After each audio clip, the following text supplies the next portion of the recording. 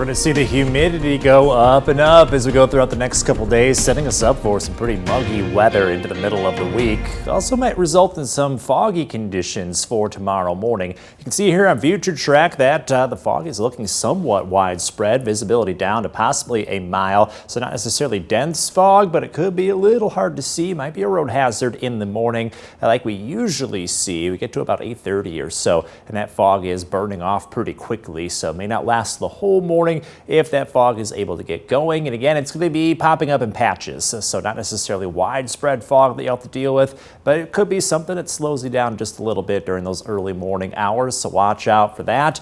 Once the fog clears, temperatures really heat up fast. 80s by lunchtime, near 90 with the heat index, and we keep heating up from there as we move forward. So we have a hotter weather pattern heading our way. There is a more intense heat wave that's going to stay in the Great Plains, but we get close enough to it to get a little taste of it going into the middle of the week. So not the hottest weather we've seen throughout the course of the summer, but we are right within range to again have the heat index into the 90s, possibly near 100 for a couple days in the middle of the week. So for tomorrow, forecasting highs near 90, but it may feel more like the mid 90s with that added humidity. Lots of sunshine through the day, then we have to keep an eye out for some storms later on, possibly as early as the afternoon, if not, it'd be more into the evening hours.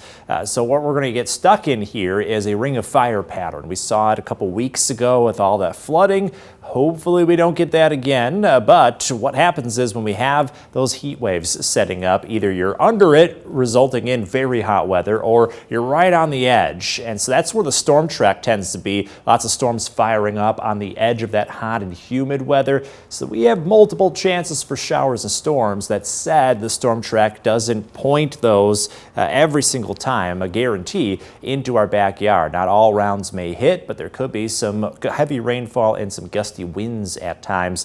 So we do sit at a 1 out of 5 risk for severe weather. To our southwest, more favored for strong to severe storms, a 2 out of 5 there. And you can see on Future Track that during the afternoon, we may have a couple quick hitting storms, but the bulk of it may stay to our southwest. And then we could keep repeating this. Here's a chance for Wednesday, and then we dry out. Here's a chance for our Thursday, and then we dry out. And as you can see, kind of rinse and repeat all throughout the rest of this week. When we don't see the storms, it may feel like 100 on Wednesday and nearly that on Thursday. The heat and the storms start to relax on Friday, then a dry weekend with less humidity. In your most accurate 10-day forecast, we may cool off by next week, so some heat relief on the way, but more showers and storms are possible there.